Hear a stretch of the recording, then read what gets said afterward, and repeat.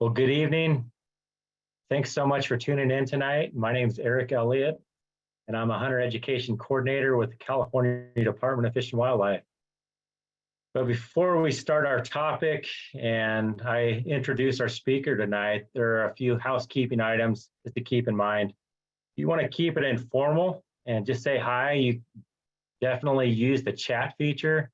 But if you actually have a question and you want it answered, go ahead and use the Q&A function. There's going to be a few of us that are going to be monitoring that, and we'll be happy to respond the best way that we can to your question. And then we're also going to leave some time at the end of the presentation where our presenter is going to have some, to answer some questions live.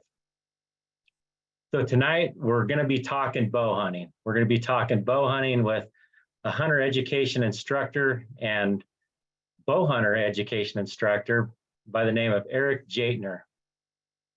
Thanks so much, Eric, for being on with us tonight.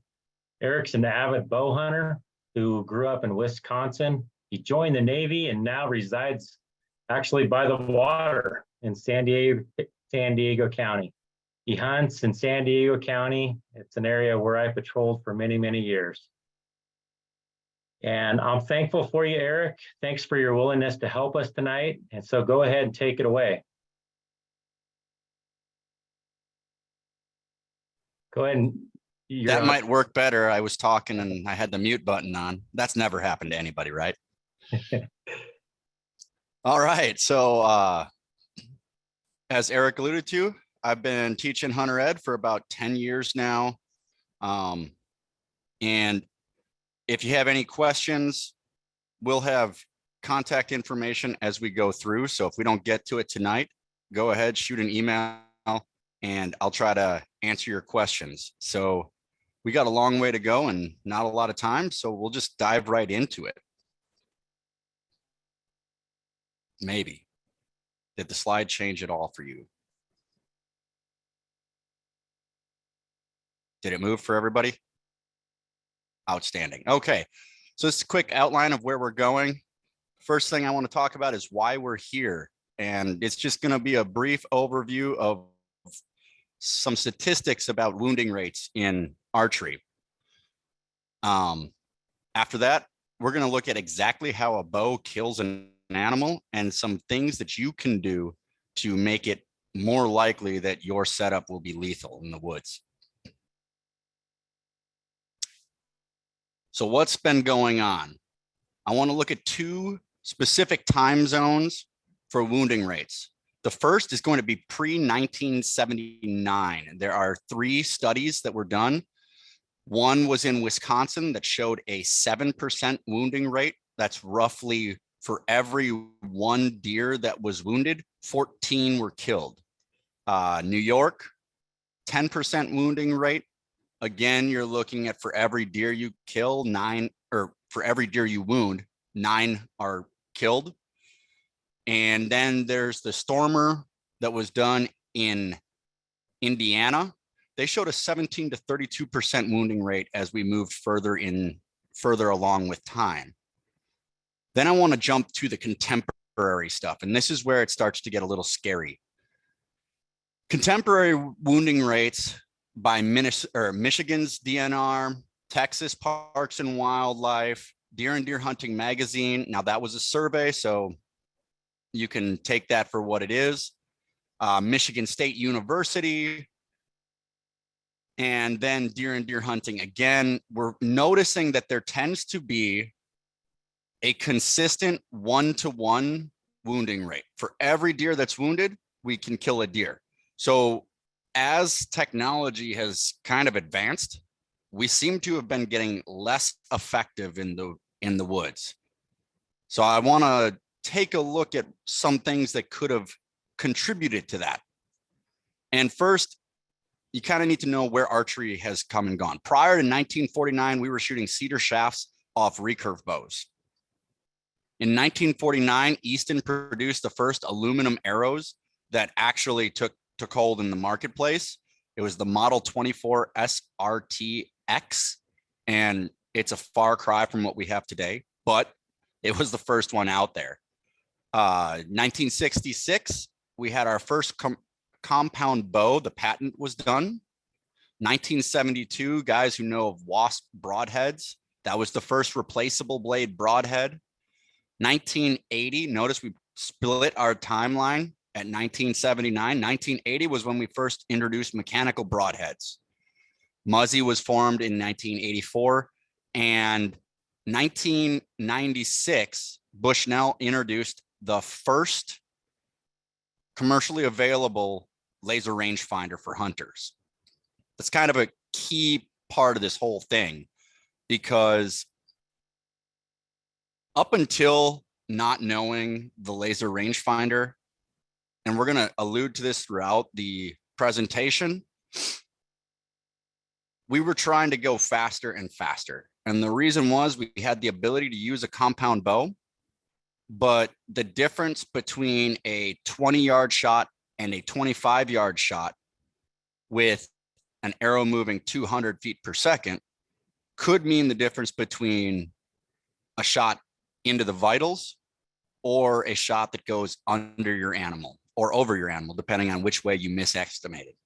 Today, we've got laser rangefinders, so that kind of can negate wanting to go faster. But I understand why the industry was pushing for faster for a while. The downside is, if we think back to our slide prior, all that push for speed seems to have caused an increase in wounding. And we'll go into why later on in the presentation. But a real quick way to think about it is, when you're trying to drive a nail into a piece of wood, would you rather swing that 13-ounce hammer or get a nice 21-ounce hammer? One of them is going to push the nail in a lot easier for you. You're not going to have to do as much work. So that's kind of the gist of what I want to talk about and what I want to cover in this presentation. So let's dive into what we're actually trying to do, the physiology of how archery kills an animal. So number one, there are three options here. The first option, they call it a bilateral tension pneumothorax. That's a fancy way of saying a sucking chest wound on both sides of the lungs. All right, you got the picture in here of essentially what a sucking chest wound does. You pop a hole in the side. It lets air come in. There's nothing holding that lung inflated then. So every time you breathe out and that lung deflates, it creates a vacuum that sucks air in. When you try to breathe back in, it's got air pressure stopping the lung from going in. So the lung just collapses. When that happens on both sides, it doesn't take very long for an animal or whatever's hit with this to essentially pass out, lose consciousness, and then eventually expire. Roughly 30 to 180 seconds is all it's going to take. Now, if the animal is calm, it'll take longer, but the animal's calm. If the animal's running and this is happening, expect it to be closer to the 30, maybe even 20, 25 seconds, considering they're exerting a lot of energy. One of the key things, though, we have to think about with this is, in order for this to work, we need to get the arrow all the way through the animal. We need to create that hole so that when the animal exhales and the lungs contract and breathe out, we can create that vacuum space, and we don't have something plugging the hole, stopping air from rushing in. So we're going to keep coming back to that idea that we need to make sure there is a full penetration. So let's move on to look at what it does. As you can see in these pictures here, these are from a book that is one of the references for this, Can't Lose Bow Hunting, by Jeremy Johnson. He put it out in 2016, and it is probably the best way to do the layman's term of what exactly you're trying to do with an archery or an arrow to kill something. If you look at these pictures, notice, I don't know if you guys can see my mouse at all, but notice how far up the diaphragm would be, pretty much up by the yellow text. And those lungs have completely collapsed all the way. All right. They're not doing anything. You're not going to be getting any air from that.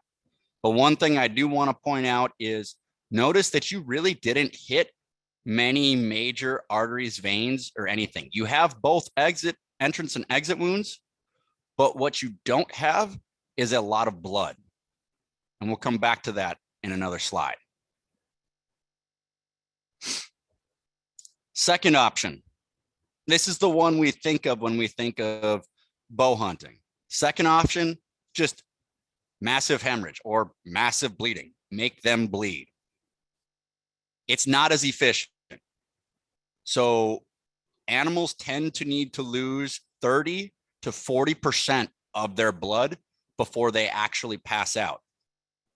Death is going to happen pretty quick after that, but 30 to 40%, that's going to take 2 to 5 minutes. Again, if the animal is running hard, it's going to be closer to the 2-minute timeline. And if the animal is relaxed, closer to the 5-minute timeline. But again, we're looking at, from option 1, we're seeing 30 seconds before essentially death has occurred. Option 2, we're up to 2 minutes before death has occurred. So this is actually the less desired method. And another thing we always have to think about, we always talk about blood trailing in the woods. And yes, you should know how to blood trail, but just because you get a good hit into the chest and lungs doesn't mean you're going to get a good blood trail.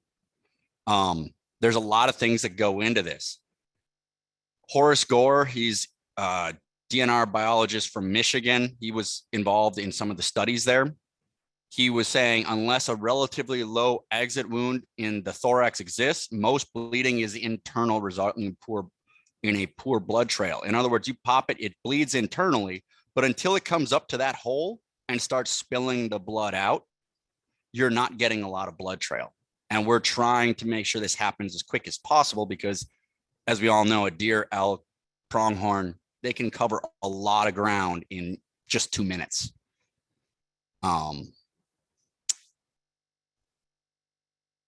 The next one, or next part to look at, chest hits where an arrow only penetrates one lung, presents very difficult tracking problems. This is going back to exactly what we had talked about before. We're coming back to it. You need full penetration. What's the first thing we tell somebody to do in first aid if somebody gets a puncture wound or a stab wound? It's leave the item in because it's stopping the blood. We're trying to keep that person alive.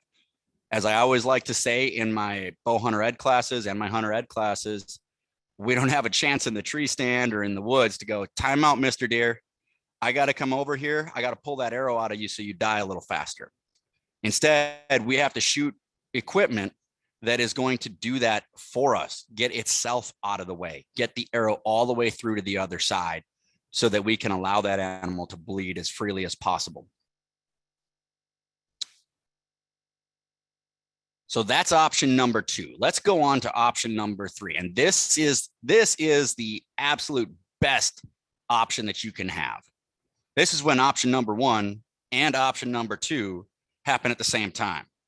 So you pop both lungs, you get all the way through, you create that sucking chest wound, and on top of that, you hit major vein, major artery in the chest there, and it starts pumping a whole bunch of blood into that pleural space, into that cavity in the lungs.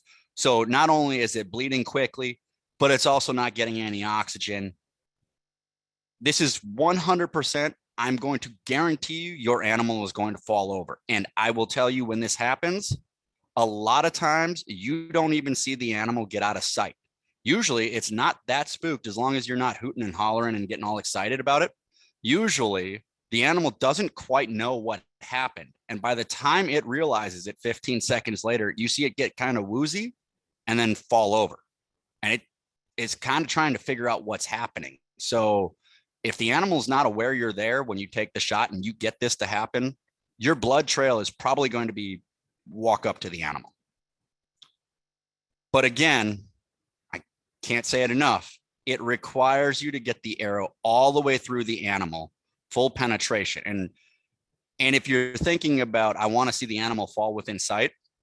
Well, if an animal has a stick hanging out of its side and goes to run, it's going to figure out pretty quick hey, something's weird. Why do I have this stick in me? Now, if it gets all the way through and it doesn't have a lot of nerve endings along the sides here, it may not really know what happened. It just got snapped by a stick or something. And that's why it's like confused, stands a little confused until it falls over. So just something to think about. Getting the arrow all the way through the animal is always going to give you a better result. So those are the basic ways that we can kill an animal. Those are the basic 3 ways that we can kill an animal with archery equipment. The big things that we had is to efficiently kill an animal with a bow, all methods require full penetration. You got to get through. So your equipment has to be designed to shoot through the animal, not just hit it. And as we all know, if you've been bow hunting for a while, you always have deer that jump the strings, deer that do kind of crazy things, wheel back at you. Sometimes they wheel real hard when they jump. Sometimes they just duck. You don't know what they're really going to do. And even if you're shooting, even if you're shooting 300 feet per second, and we're going to just for easy math say you have no drag in this world, that still takes a half a second to cover 50 yards. So there's a lot of movement that can happen in that time. So your equipment has to be set up to get full penetration, potentially on the worst possible shot angles. If that animal decides to wheel back at you for some reason, because it's just, I don't know, it thought the sound came from somewhere else, so it's turning back towards you and it puts its shoulder in the way, you want your equipment set up to handle that, because there's no do-overs here.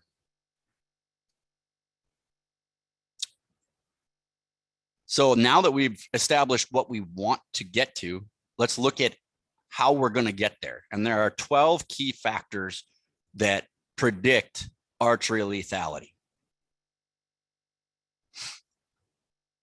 Number 1, structural integrity. Most of these are going to come from the Dr. Ed Ashby studies, and that is a resource that is linked at the end here. You can look through all his papers. There's a lot of them. If you like nerding out on physics and archery, they're a lot of fun to read. If you don't like that, I highly recommend the book Can't Lose Bow Hunting from Jeremy Johnson. It's right here. That's linked as well. The Amazon, I don't know how much it is. Great book, but he basically takes a lot of information from Ed Ashby's research and puts it into layman's terms. Or you can just press the I believe button with what we're going through here tonight, and you're going to get to the same spot. But if you're interested in understanding the full why, Ed Ashby's papers, they're outstanding. First and foremost, though, structural integrity. If you shoot an arrow and it breaks, you are not going to get any more penetration. As soon as that arrow breaks, penetration is stopped. All that energy that was stored in that arrow basically dissipated when the arrow blew up or broke. So that is the end of penetration right there. I saw a question pop up in the chat real quick. I'll answer that. The author for that book is Jeremy Johnson. Jeremy Johnson. Okay, so that's factor number 1. If the arrow breaks, we're done. Go home. Do not pass go. All that good stuff. So make sure your arrows are built structurally sound.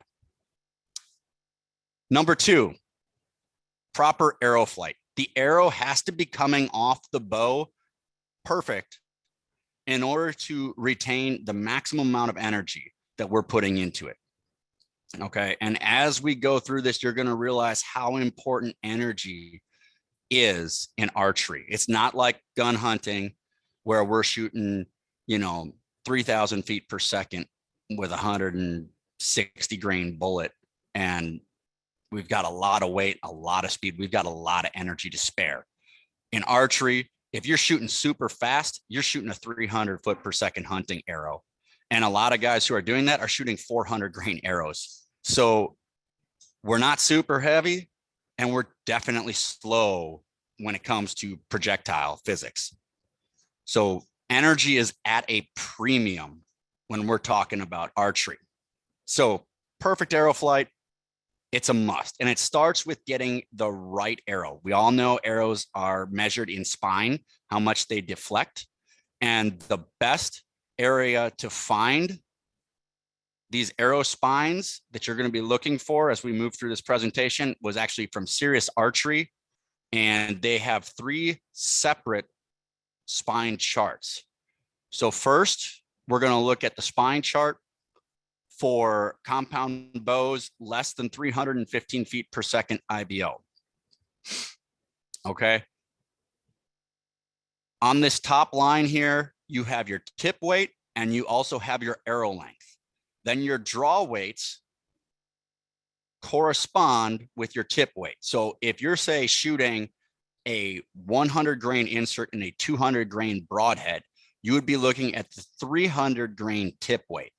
And if you're shooting, say, 70 to 74 or 65 to 69 pounds draw at peak weight with 300 with a 300 grain tip weight, and you're going to shoot a 29-inch arrow, what you really want is a 200 spine arrow to handle that. It's a lot stiffer than a lot of the things we're shooting today, but you do need that to handle that front weight. Think about it. You're accelerating an arrow from rest, essentially, in this case, up to somewhere around, we'll say 300 feet per second, just to be fair, from 0 feet per second to 300 feet per second. I shoot a 29-inch draw. I have a 6-inch brace height. So in 23 inches, that arrow is going from 0 feet per second to 300 feet per second. That's a lot of acceleration to happen all at once. And as we see later on, Isaac Newton tells us, things at rest tend to stay at rest. Things in motion tend to stay in motion. Well, that big chunk in front, that's at rest. It wants to stay at rest. When I push, the arrow is going to have to flex. That's the archer's paradox. But that's why spine is so important. If you're shooting faster than that, this is your compound bow chart for faster than that. I don't know everybody's setup, so you're going to have to jump on here and just run through this chart, but the method is the exact same way. They also have one for those of us who are shooting recurve bows, so we can set up our traditional bows in the same way. Once we have the right spine, though, then we have to actually set the bow up properly. First step that I always use is to set the center shot, and the tool with the levels, that's actually 3 levels, one's just facing away. That tool there, you basically clip the one with the 2 levels in it onto the string to make sure your string is squared up straight. Then you put your arrow on your arrow in your knock point and your arrow rest. You bring it up till you put the other level on your arrow to make that level. So now you're level, the bow is level. And then you can look down your cam and just make sure you look down the string and the cam, make sure the arrow is coming straight out. So it looks like everything is all squared up nicely. When you're there, that is not tuned. I'm going to almost guarantee for everybody here, it's really, I've never seen anybody square a bow and then have it tuned. But it's a good starting point. It's going to keep us moving on paper. The next step is to paper tune.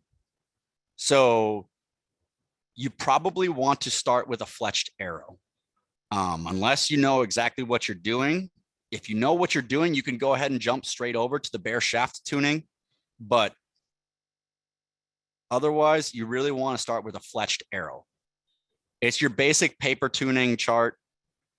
You move your rest based upon which way the arrow is tearing for the veins.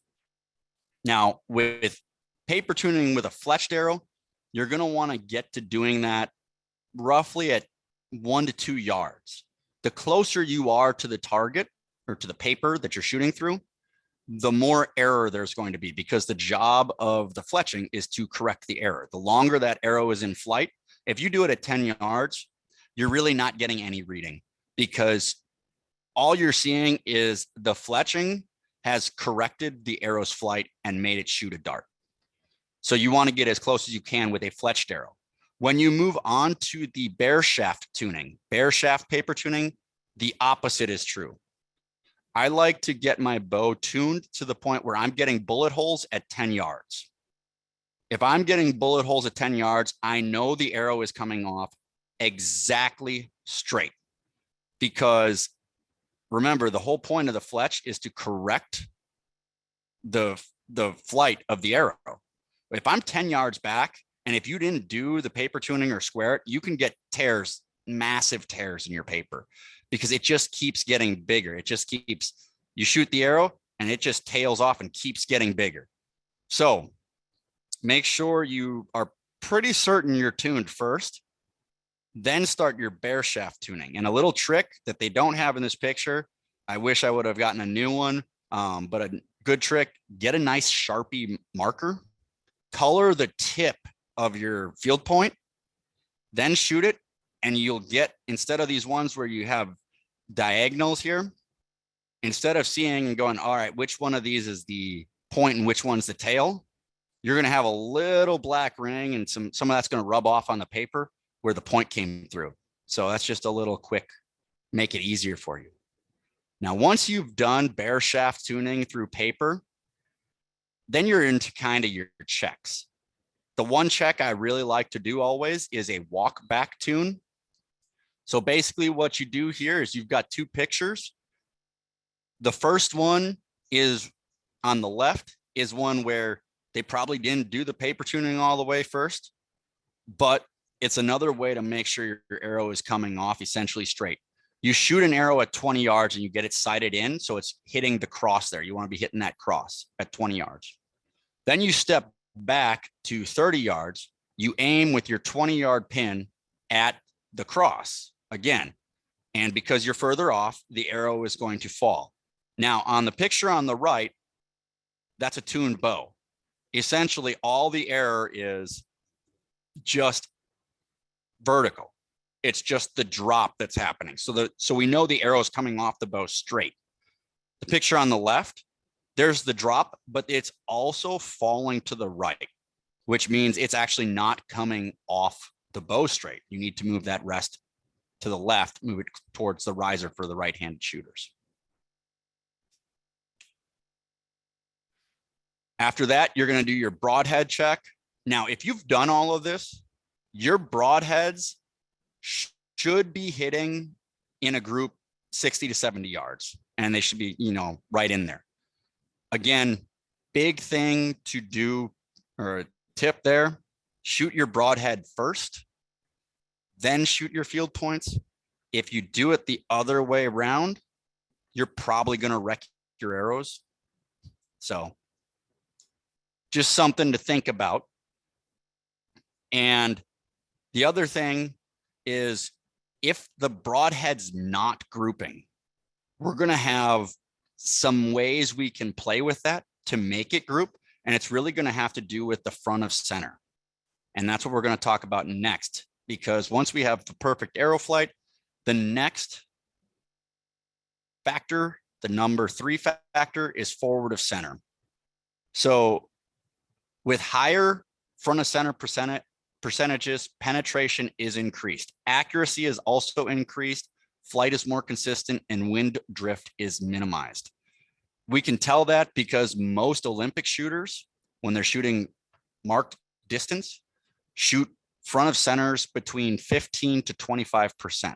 Most hunters, on the other hand, generally tend to shoot under 12%. Normal FOC is under 12%. High FOC was defined as 12 to 19%. Extreme FOC defined as 19 to 30%, and ultra extreme, anything over 30. I've never been able to build an arrow that gets over 30. You're really talking real heavy weight up front, not a lot of mass in the shaft itself. And that's really hard to get a stiff enough shaft that'll actually be able to shoot properly. and carry that much weight up front. So I've never been able to see it done. But the extreme FOC 19, 20 to 25%, with today's stuff, with the carbon arrows, you can actually make that happen. But how FOC works is, one, the easiest way is to plug it into a calculator. You've got the formula here, but honestly, if it were me, I'd just measure my arrow, find where that arrow balance is. So right here on mine, find where the arrow balance is, and then you measure the whole length of the arrow shaft, and you measure this measurement, and you can plug it into a calculator, and it's going to tell you what your front of center is. That's the easier way to do it. But basically what we're doing is we're creating a lever. We're using mechanical advantage to our advantage here. We're making it so that the fletching of the arrow has more control over the arrow than the broadhead. And how we're doing that is we're moving that balance point forward, just like you do when you're trying to play seesaw with a fat kid and a skinny kid. The fat kid gets the longer end, so he has less control of the seesaw. The skinny kid, reverse that. Fat kid gets the shorter end, so he has less control of the seesaw. Skinny kid gets the longer end, so he has more control of the seesaw. And then all of a sudden we can play together. We're not trying to balance it out here, but we do want to do is we want to give more control to this part of the arrow and take control away from this part of the arrow. So by moving that balance point, we achieve that. There's a couple ways you can do that. You can go to slightly less heavy fletchings, or you can go to heavier point weight. But again, make sure you're getting, if you're going to increase your point weight, make sure you're also staying within your spine limitations.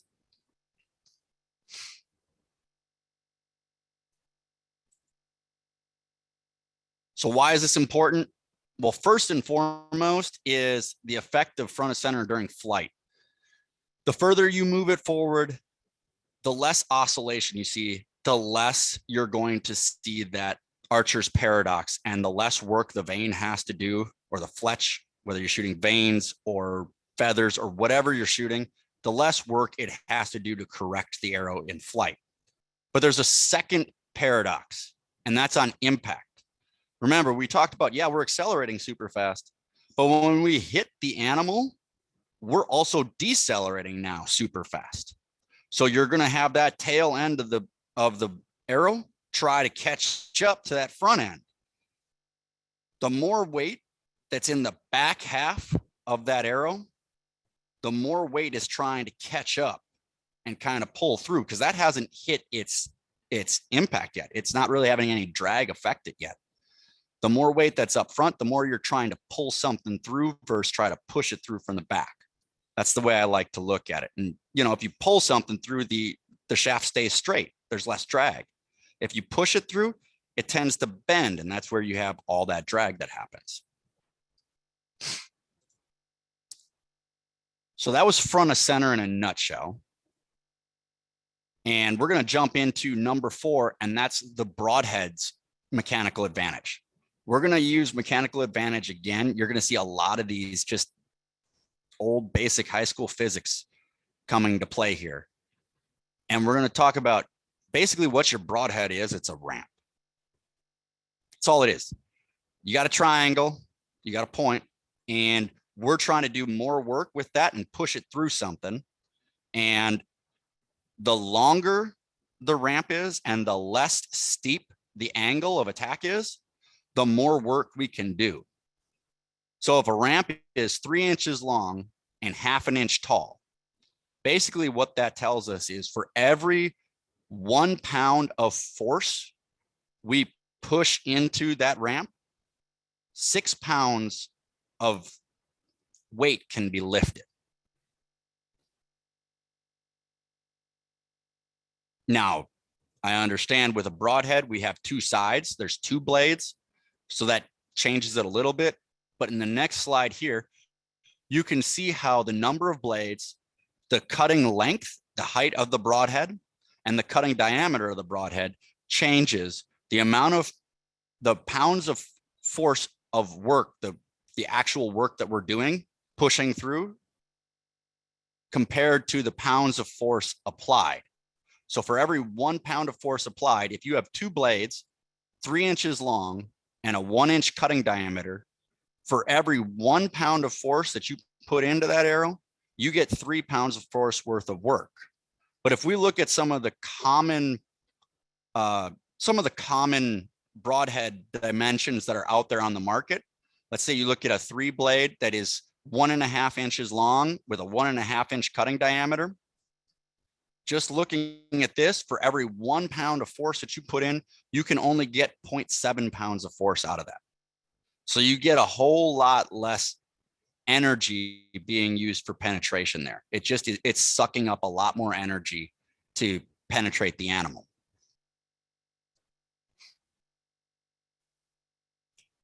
Let's move on to number 5. Number 5 is going to be where your shaft to the ferrule of your broadhead connects to the arrow. And what we're really looking at here is just this point right up here, right where it comes in. And what we want to do is, if you look at the 2 broadheads on the right-hand side, you'll notice that the ferrule is actually larger than the shaft itself. And that's advantageous to us because once that ferrule pushes through, then everything else can kind of fall back in around it. So it makes it much easier to slide the rest of the way through. If you look at the one on the left, that's the inverse. So even though you get the broadhead in, you get the ferrule in, well, now you've got this lip, this flat lip that's hitting, and you're trying to push this flat part through. So that's going to really decrease the ability of your arrow to penetrate. So that's number 5. Sticking with these profiles, I want to talk about the shaft profile. So you have basically 4 types of shafts that we've seen in the market. Parallel, which is what we almost all shoot now, because most carbons are made parallel. They put a huge long rollout. Yeah, we did go from 5 to 8 because I'm sticking with the profiles. We're going to jump back to number 6 and number 7 later, but there's 3 of them that are tied together. So parallel shafts, that's pretty much what we're shooting now. Barrel shafts, those were done a while ago. They're not very common anymore, but there is one company right now making tapered shafts. Tapered shafts are bigger at the front and they tail off at the end, and that's actually going to increase your penetration. I don't actually shoot those. There's one company I know of that makes them. We'll talk about it later. They're in one of the resource pages. I don't shoot them because they're a little more expensive than what I'm shooting, and I don't see enough real gain over a parallel shaft to make it worth it. But if you're really trying to maximize it, if you're somebody shooting, you know, say like 50 pounds, 27-inch draw, your kids or something like that, you may want to stick with the tapered shaft to really just maximize every little bit that you can out of that bow. So now we're going to jump to number 9. And this is, again, sticking with the profile and design, but this one's going to be specific to the broadhead itself. And basically a smooth chunk of metal is your best choice. You'll notice here you have the Ashby on the left. That's ideal. It's one solid chunk of metal with no vents.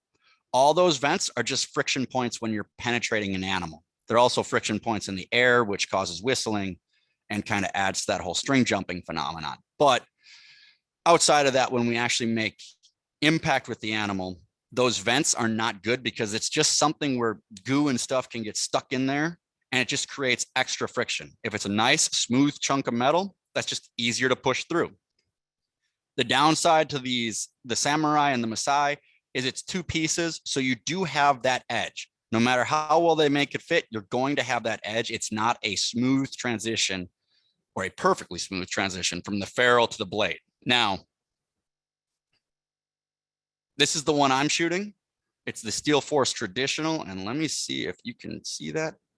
I also shoot one that is 2 pieces. That ferrule is separate from the blade itself. So I haven't found any major concerns with it, technically, the smooth is going to penetrate better. But if money's not an option and you want to spend the money on the Ashby's, they're like 110 for a pack of 3. They're going to last you forever. But the Steel Force Traditional that I'm shooting right now, same arrow weight, I have not had any problems with performance with it, and I can get them for $40 for a pack of 3. And you're still talking heavy steel. It's not going to break. So that's kind of the reason why I'm not as concerned about this one. Again, though, if you're talking about a kid's bow, a women's bow, and you're talking shorter draw length, lower draw weight, you really need to maximize that energy that you have, then you're probably going to want to stick with, just take all the advantage you can, and you might want to go with something like an Ashby. All right, now we're going to jump back to number 6, and we're going to dive into the kinetic energy and momentum debate. And I know we're trying to push through this pretty quickly. I know we're about 40 minutes in. So I know this is a hot topic. So if you need more information, I have a podcast, the Beyond Hunter Ed podcast. Episode 29 is basically this entire argument. So if this doesn't, satisfy you and you want more information, go ahead, listen to that episode. But let's dive right on into it, and let's take a look at kinetic energy first. So first off, what is kinetic energy? Kinetic energy is the total energy of a body in motion. A key point is it has no direction. Okay. On the bottom here, you see the pictures. First off, let's look at the formula, and we're going to kind of nerd out for a moment here. But you notice that velocity is in there twice. You multiply the speed by itself twice. So the speed is squared in this one.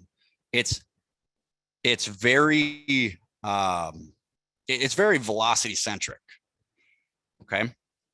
Now, one of the downsides to making something heavily reliant on the velocity is when we shoot a projectile, there's one thing that can change, because the weight of that projectile is not going to change unless it breaks. If it breaks, we have bigger problems.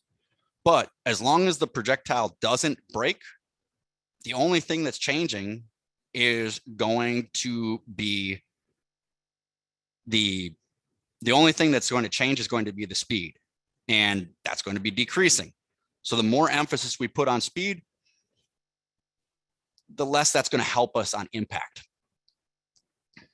Additionally, I want to take a look at that picture with the ballistic gel there, because this is going to really show the difference between how bows kill and how bullets kill. So when we talked about earlier, when we said we have to pop the lungs, we have to bleed them, never once did we talk about hydrostatic shock. All right. What you're seeing in that picture of ballistic gel is essentially hydrostatic shock. That big chunk of metal, maybe not that big of a chunk of metal, but that chunk of metal was flying so fast that when it hit, it caused everything to expand, and the overpressure is breaking up all those arteries, causing vessels and everything in there to burst. That's why we talk about bloodshot. When you look at the area, like if you have a downward angle shot on a deer and you hit them in the backstrap and you're upset, because I know I always am, because you got this whole chunk that's like this much of that backstrap that's now bloodshot because you just blew it apart. Yeah, that's a bummer. That's like 3 steaks right there. But that's what we're talking about with hydrostatic shock, and that's how bullets kill. It's a lot different than how we kill with a bow. If we're going to rely on kinetic energy, there's a great study that was done by the US Army back in the 1970s, and now it's kind of a commonly accepted threshold. The Colorado Parks and Wildlife, they allude to it, and they put their number in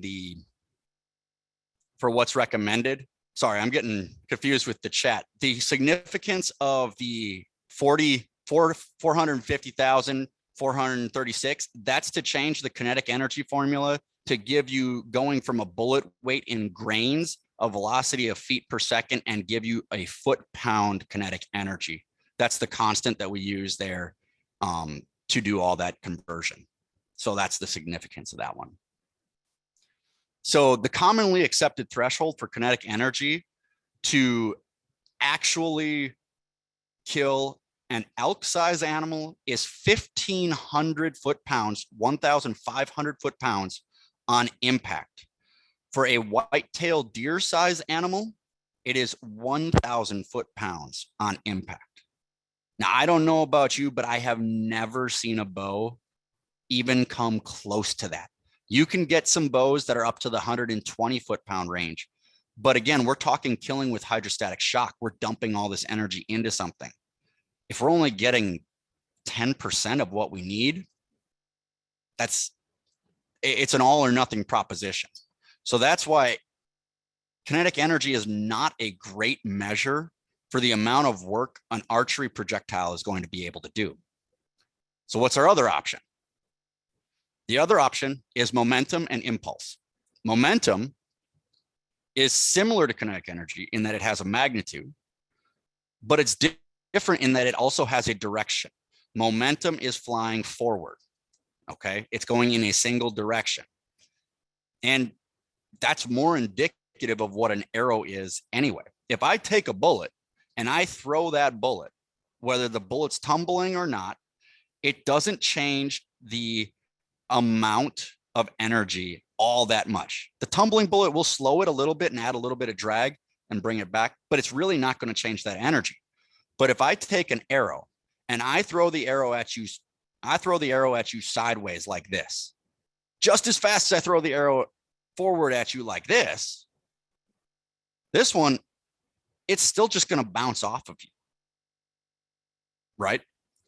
Whereas obviously if I throw it here, that's exactly what we're trying to do to the animal. So that's another reason why it makes a lot more sense to use momentum as your measurement, because, well, that's similar to what we're trying to do. We're trying to measure how much forward momentum we have, not just how much energy is in it. So when we look at momentum, it has, just trying to stay on track here, I'm getting off on the weeds, but momentum has both a magnitude and a direction. Now, impulse is the momentum, or in this case, the force, the momentum applied over a period of time. It's equal to the momentum times that period of time. Now, one final term we got to think about here is going to be the resistance impulse. We have Isaac Newton here on the bottom telling us an object at rest stays at rest, an object in motion stays in motion. But another law is for every action, there is an equal and opposite reaction. All right.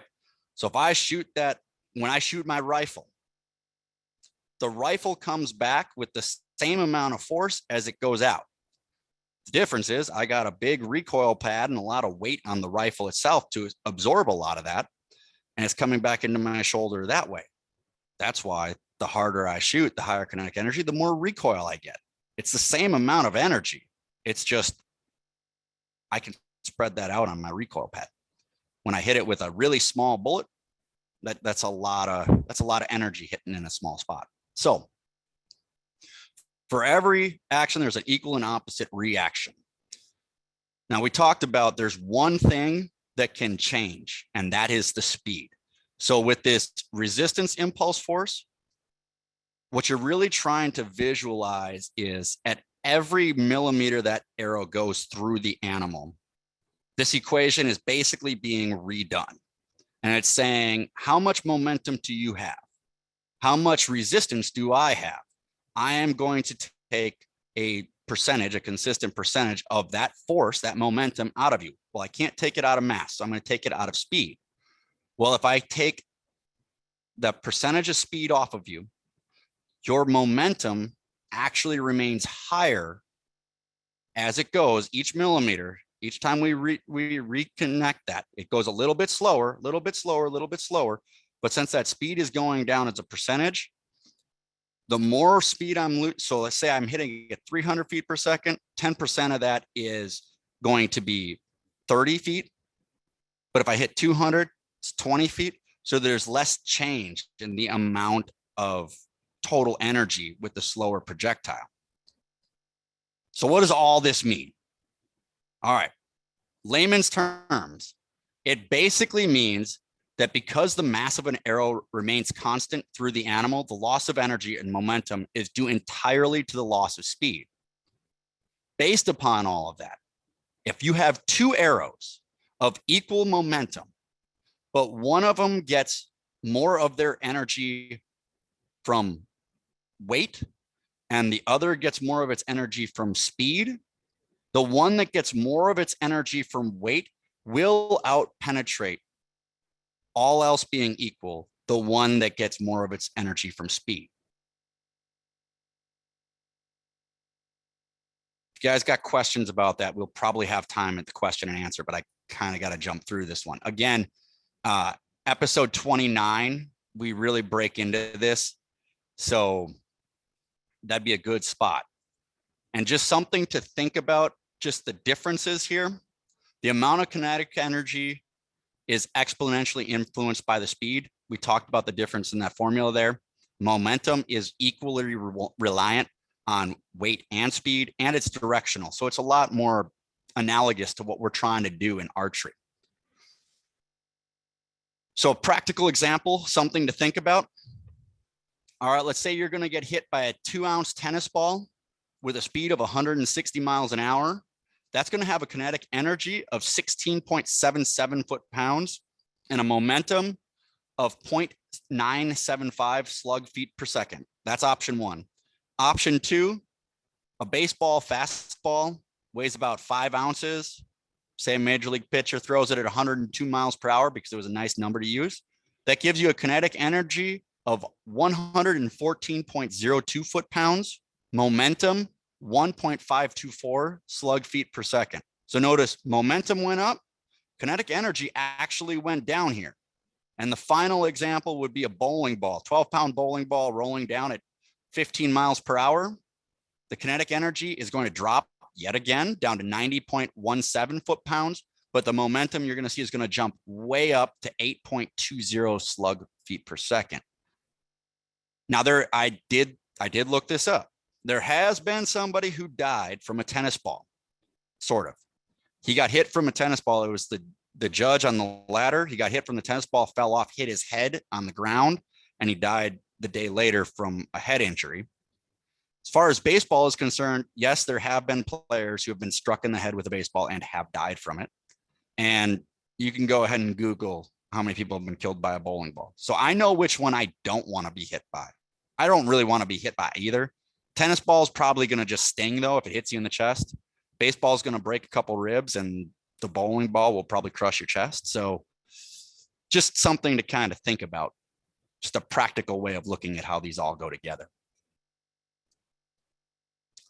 All right, number 7 is going to be your broadhead edge finish. Now, these are a couple tools you can use to get there, but we tell you in bow hunter ed, we tell you in hunter ed, every time we talk about it, you have to be razor sharp, and there's a reason for that. Smooth edges just cut better. Smooth, razor sharp edges cut better. That's why you don't see any serrated razor blades to shave your face if I shaved my face.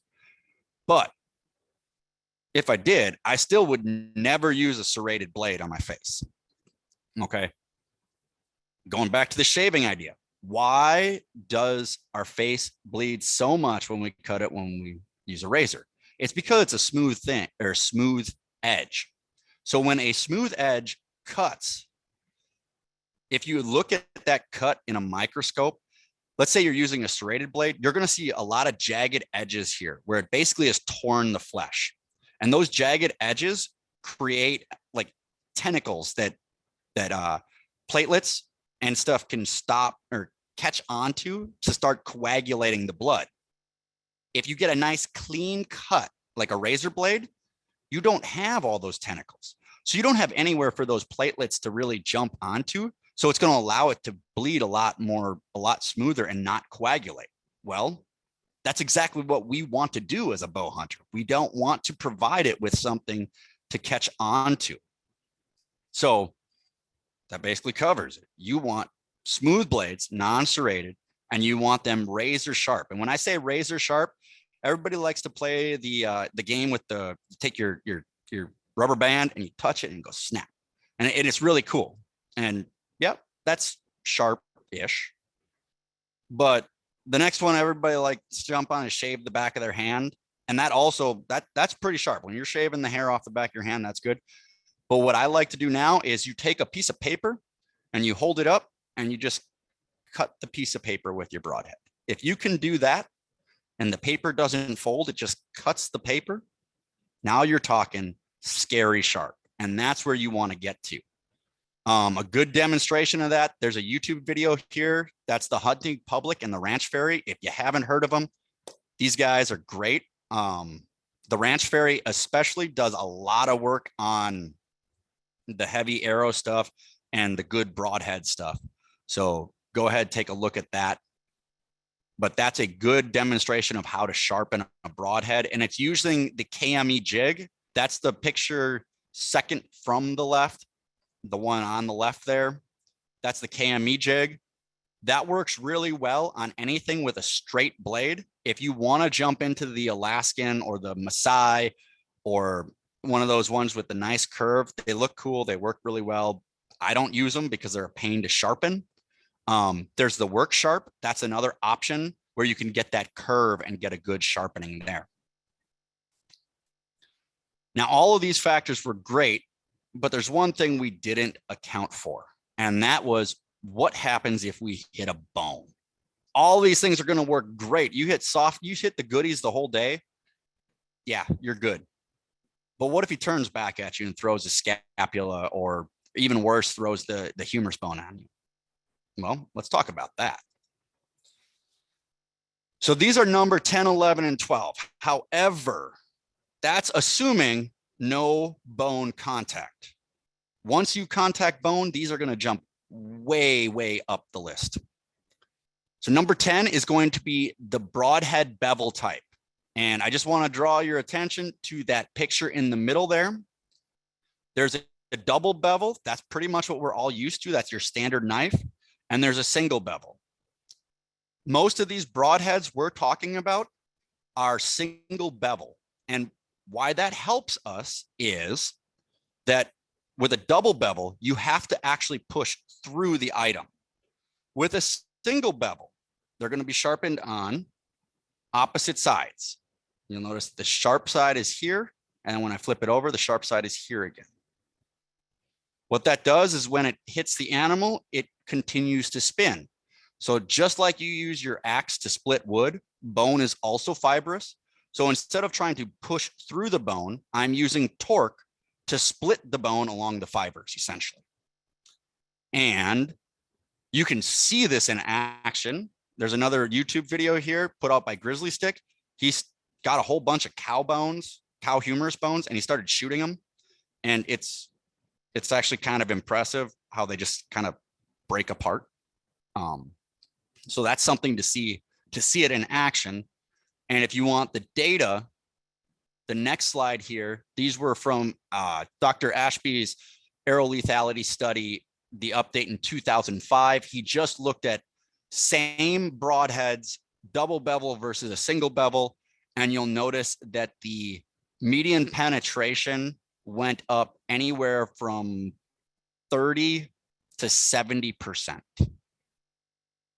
So you got a lot more penetration. And what that really was showing was the number of times a double bevel was unable to penetrate the bone.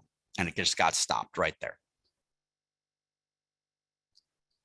So that's the bevel. Next up is going to be your tip design. Tip design, I do like the idea of the Tanto tip. What the Tanto tip is if you notice on the pictures on the left, all of those tips, they don't come into a cut on contact at real needle point. They kind of flatten out at the top. They're not actually flat and they're not concave, but they kind of flatten out a little bit. And what it does is it adds structure, because we talked about structural integrity being the number one factor in building your arrow.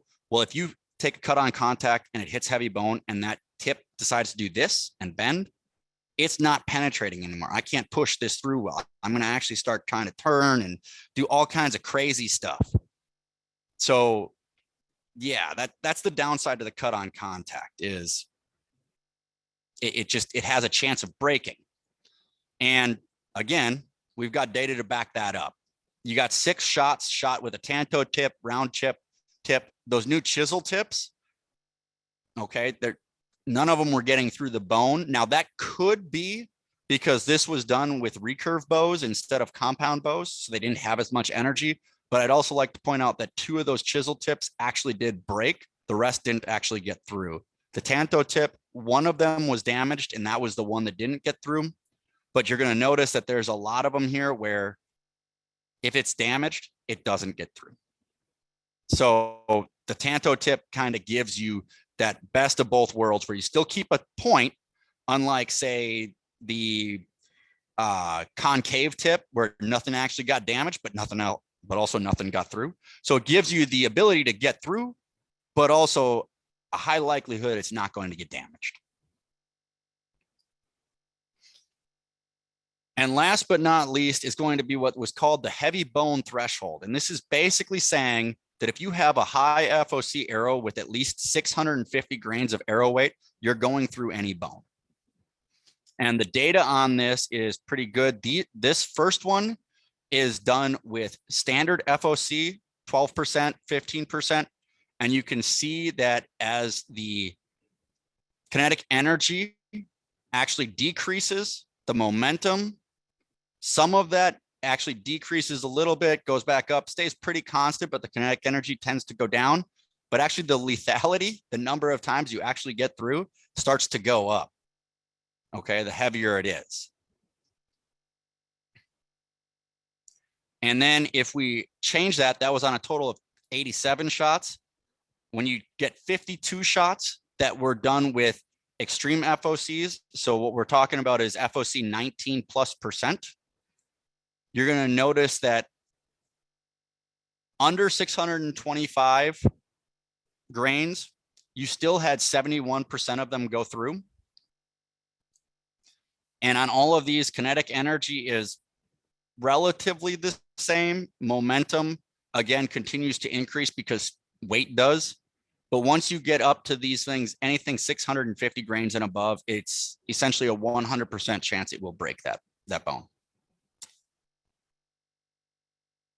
So let's quick go through the factor rankings. If there's no contact, structural integrity, #1, Aeroflight, #2, front of center, #3, mechanical advantage from the broadhead, the shaft to ferrule profile, your total arrow mass, your broadhead edge finish, shaft profile, and then finally your broadhead arrow silhouette. And then single bevel, double bevel. If we're not hitting bone, it really doesn't matter.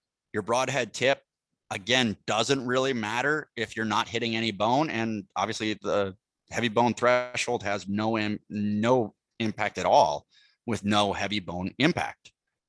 However, if you do hit heavy bone, and this is my personal ranking of these, structural integrity and Aeroflight still remain #1 and 2. After that is the broadhead edge bevel. You really want to have that single bevel broadhead at that point because you really want to be doing the torque to split the bones. Next, the heavy bone threshold. Even with the double bevel, you don't have that impulse force to actually get through the bone without having that 650 grains there, it seems. Front of center jumps way up again, because if I get a 19% front of center with a single bevel broadhead, I'm going through. That's what the data says. Broadhead mechanical advantage jumps way up, or broadhead tip design jumps way up, and broadhead mechanical advantage stays up, and then the rest start to fall in towards the bottom. So final recommendations, if somebody were setting up and trying to follow this, #1, plan for the worst.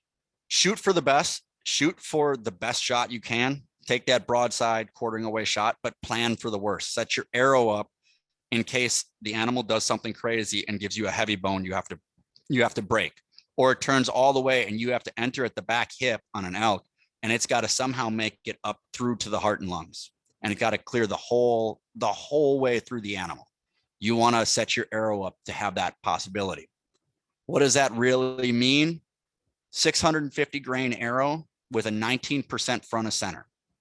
My current setup is 680 grains with an 18.9 front of center. I know I'm off by 0.1%. I might have to change that sometime. Broadhead characteristics. I would look for something in a 2-blade, not a 3-blade, because the more blades you add, the more ramps you have, the less mechanical advantage you have, the more that it has to go through. And then additionally, when you get to a 3-blade broadhead, you don't have that torque because you don't have the single bevel, and you've got different planes to try to break the bone on. So you can't split the bone using torque. 3 blades just not going to do a lot of good on heavy bone. So I'd say at least 2.5 inches long, 1 to 1.25 inch cutting diameter, single bevel. I want a tanto tip to maintain my structural integrity, and easy to sharpen. That's why I like the straight blade ones, the ones like the Samurai or the Ashby over the Alaskans and the Maasais, is because those, yes, you can get them sharp using a work sharp, but it's a lot different than that KME jig where you just put it on and you just kind of roll it over the sandpaper. It works real fast. Some examples of those broadheads are the Grizzly, the Steel Force Traditional, the Ashby, and the Overkill Samurai. And then make sure you have tuned your bow to bare shaft bullet holes. If you've done all that, you should be in good shape. Some shafts to consider. Since we looked at the spine chart, we're going to be looking a lot at the 300, 200, 250, that spine range. Gold tip velocity is a great lightweight shaft that's got a 300 spine offering at 8.8 grains per inch. The Sirius Gemini is 8.6 grains per inch in the Easton Sonic. Once you get into the 250 spine, this is where the Easton Sonic still stays in the game. But the gold tip velocity, they don't make that. So you have to kind of jump over for gold tip. That's what I'm shooting right now, the micro diameter stuff, the Pierce Platinum. It's a little bit heavier than what the velocity is, but this is what they had on the market when I set these up, and I just haven't done a new one yet. So if I were going to do it again, I'd probably go with the Sirius Gemini. And then that drops all the way down to the 200 spines. Another option, this is the tapered shaft I was talking about, was the Grizzly Stick Momentum TDT. They're available in 170, 240, 320, and 400 spines. The thing is, you're not going to get a grains per inch weight because that's different because the shaft itself is tapered. So if you're interested in those, jump on Grizzly Stick's website and the Momentum TDT. I've talked to people who've used it. It's a great system. It's just a little different than the parallel shafts that we're used to. Some broadheads to consider. Honestly, big thing first and foremost, don't shoot the aluminum inserts. That's a area that can fail. Shoot the heavier brass inserts, 50 or 100 grains. It's going to add weight to your front. And like I said, it's less likely to fail. So if you want to keep your broadhead in the 150 to 175, you've got the Grizzly screw in 150 or 175. If you want to go down to 125, you have the Overkill Samurai that comes in 125 or 175, 200 grains. You guys can see them up here. I'm not going to go through them all. But those are some broadheads you might want to consider. They're all easy to sharpen, solid chunk of steel. It's going to stick together. Some resources, we talked about where these arrow shafts came from. I got Sirius Archery, that's their website there. Gold Tip Archery, Easton Archery, Grizzly Stick Archery, Broadheads, Grizzly Stick Archery, they do sell a lot of them. And then Three Rivers Archery, it's mainly a traditional supply shop, but a lot of this equipment I'm talking about is the traditional stuff that's been working forever. And if you tune your bow right, it shoots just fine out of the modern compound bows. It's actually more effective. Inserts and adapters, you can find those at Three Rivers as well. And as far as resources for this, that's a link to all of Ed Ashby's papers. That's the Ed Ashby papers. Grizzly Stick actually aggregated them all, so you don't have to download them individually. You can just jump in there and click on those. The link here is Can't Lose Bow Hunting by Jeremy Johnson. That's the book I had, and great book. It'll get you all this information. It's my podcast up there, the Beyond Hunter Ed podcast. And then I have a shot sequence video. And the main episodes we talked about tonight were 29 kinetic energy momentum, 27 broadheads, and 26 arrows. And then all of our videos that we talked about throughout the way. And we're on to questions. If you got questions for me, questions at beyondhuntered.com, or you can go ahead, go to my website. And if you got questions for Eric Elliott, I got Eric's Eric's email address there. So with that, we made it. I know Nice I went job. a little bit long. You did awesome, Eric. Thanks so much for being on. So we'll take a few questions. The one that came to my mind is, so what happens if you maybe flunked physics and you're not nerding out right now, and you're at the bare basics of getting a bow, getting into archery? What would you suggest, and how do you get started? Okay, so it's a good question. And I think that jumps back to one.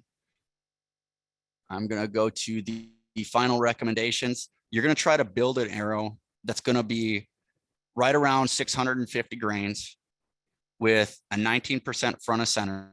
So you're going to want to use those front of center calculators. Easton Archery has a good one, where you can put the insert weight, the broadhead weight, or field point weight, they should be the same, into that. And then your shaft grains per inch, how long your shaft is, all that happy stuff, that like the little pieces you're buying, and it'll tell you what your front of center should be. So I would start there, and I would use whatever your draw weight is and the length of the arrow you're going to be shooting. Find the spine that you want. Pick one of these arrows here, and then use your insert and one of these grain weight heads that's going to keep you in that spine range, and do those, the calculator at Easton Archery. Or, I mean, I guess the easiest way would be to do the Grizzly Stick Momentum TDT, because they have test kits. So you can tell them, hey, I want it cut to 28 inches and send me the front of center kit and the extreme front of center kit with the arrow built. They'll send you a whole bunch of, I think I said 29-inch arrows. They'll send you a whole bunch of those in different spine weights, and you'll be able to test them and see which one tunes to your bow. And then you're all set. That'll hit all of that stuff. Very good. There was a question about, will this webinar be available online later? Absolutely. We'll post it to YouTube in maybe 2 or 3 weeks, but I'll let people know when it's posted, so you'll be able to view it again, kind of at your leisure, stop and start where you want to. And then if you've got questions, Eric is all about helping people. That's one of the reasons why he's on here tonight. So shoot him an email, and I guarantee you he's going to be willing to email you back and answer any question that you might have. Do you see any other questions, Eric, that you can answer? I think that's just about it here. So we are about an hour and 15 minutes in. Eric, thank you so much for doing this. Thanks for being a volunteer hunter ed instructor. Thanks for being willing to serve people, and just really appreciate you, brother. Oh, one real quick thing for anybody I forgot to mention this. One real quick thing for anybody in the San Diego area. Our next bow hunter ed class is coming up June 10th at the Escondido Fish and Game Range. So I think we have like 22 slots still available. And if you want information on how to register for that, you can reach out to me or Eric, and we'll send you a link on how to register. So with that, we'll sign off. Thanks again. And thanks for everybody that is tuning in, and also for all the hunter ed instructors out there. Really appreciate it. My hat's off to you. Take care. Thanks, guys.